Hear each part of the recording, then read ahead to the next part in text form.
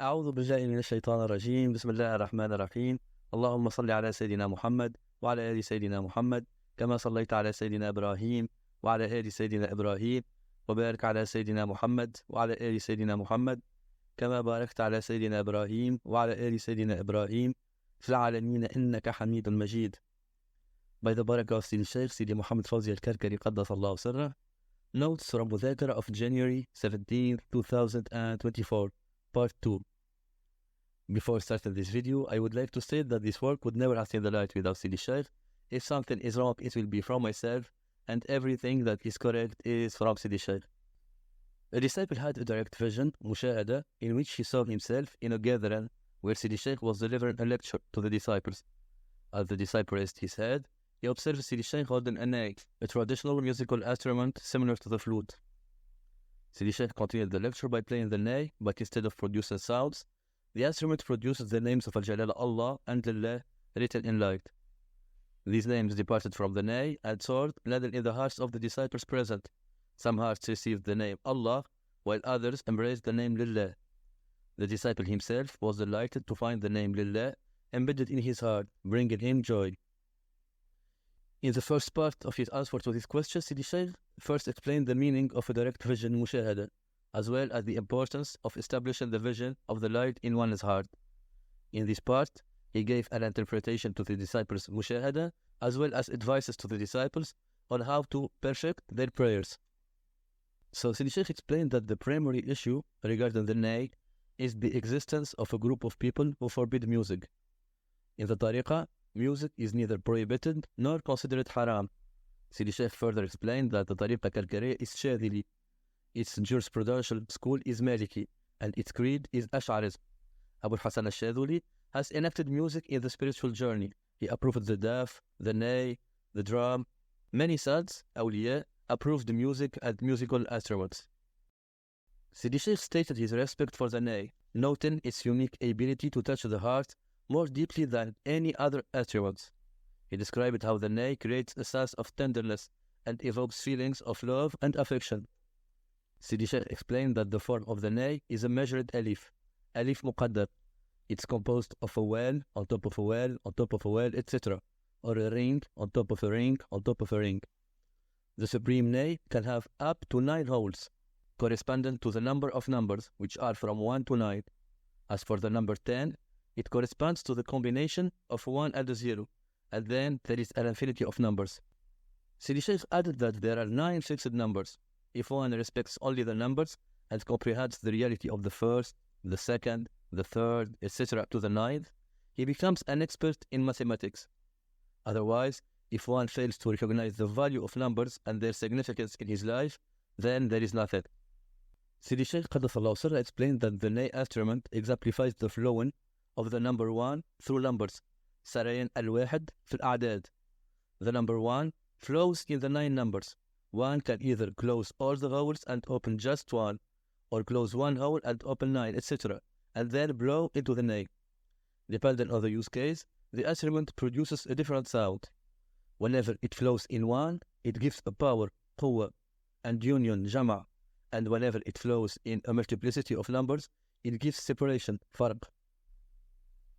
Sidi Shaykh explained that it's the same in the disciple's direct vision, al-mushahada. The Shaykh blows in union, jama', and the disciple's heart receives it as separation, farq. Everyone gets a load equivalent to his closeness to the Lord. He who is lillah in his journey receives lillah. He who is hu receives hu, and he who is lahu receives lahu. It's not the Shaykh who produces hu or lahu. Rather, the Shaykh invokes the name of Al-Jalal Allah from its alif to its ha.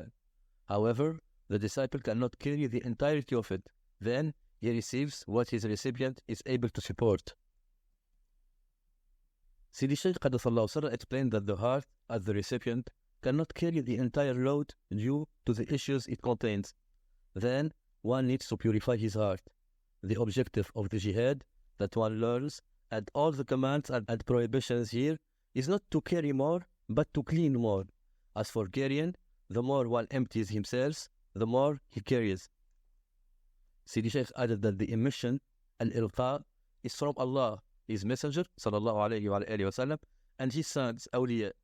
Even if one were to spend the entire night standing on one leg, imagining that he can reach a certain station maqam, he would not attain it. He better rest himself. On the other hand, if one were to spend the night standing on one leg with the intention of cleansing and purifying himself, then indeed he should purify himself. So, when one is about to pray and worship Allah, he should define his intention while he is praying. In the station of excellence, maqamul ihsan, worshipping and praying are not for gaining, but for emptying oneself. Sidi Shaykh explained that one performs the litany al-wird because his heart is rusted. Sidi Shaykh refers to the hadith of the Prophet ﷺ, the hearts of the servants become rusty and get polished with remembrance of Allah, dhikrullah. The Prophet ﷺ did not say became rusty in the past tense. Instead, used the present tense, become rusty. In fact, the hearts of the servants become always rusty. They have a state of excessive humidity, prone to rust. Sometimes, while one is polishing the heart, it becomes even rustier due to the faulty method of polishing.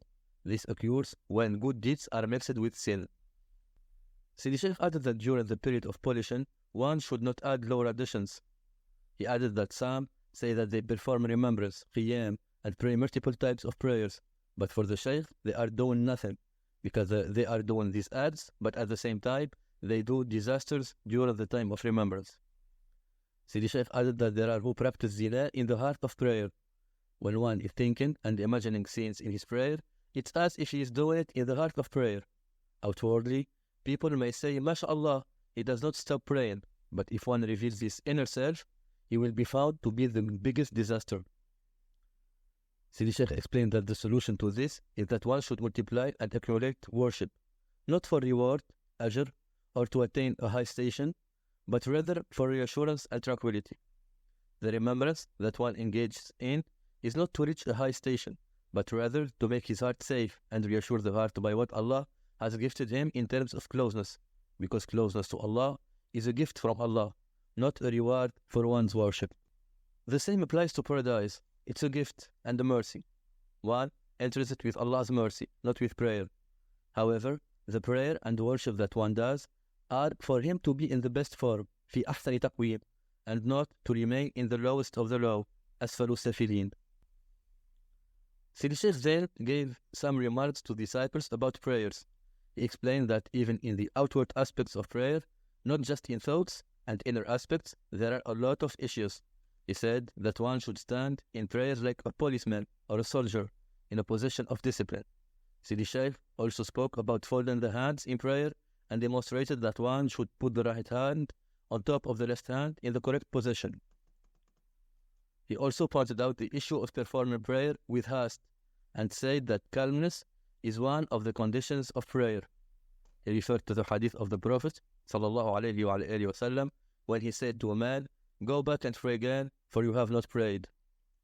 The Prophet here did not tell him that he was thinking during prayer or was not tranquil, but rather it was a matter of outward demeanor.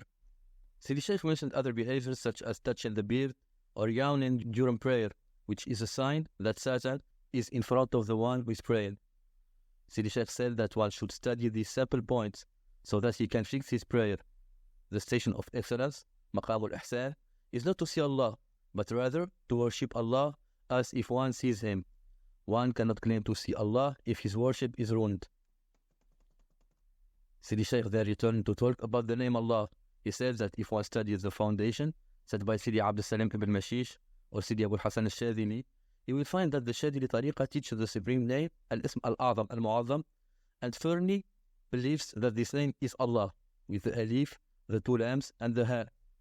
If the disciple doesn't have this same belief in his heart, like Sidi Abu Hassan al-Shadhili, he would not receive the spiritual flow of the Tariqa. Sidi Shaykh concluded this part of the Mudhakara by insisting on the importance of performing prayer in the best manner.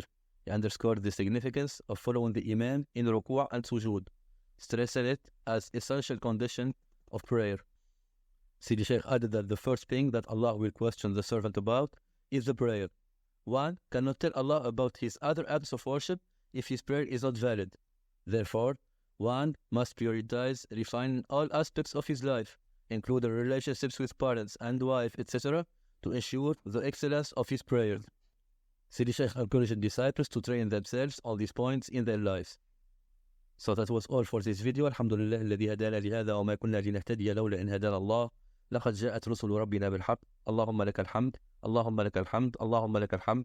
اللهم صل على سيدنا محمد وعلى آل سيدنا محمد كما صليت على سيدنا إبراهيم وعلى آل سيدنا إبراهيم، وبارك على سيدنا محمد وعلى آل سيدنا محمد كما باركت على سيدنا إبراهيم وعلى آل سيدنا إبراهيم في العالمين إنك حميد مجيد. سبحان ربك رب العزة عما يصفون وسلام على المرسلين والحمد لله رب العالمين.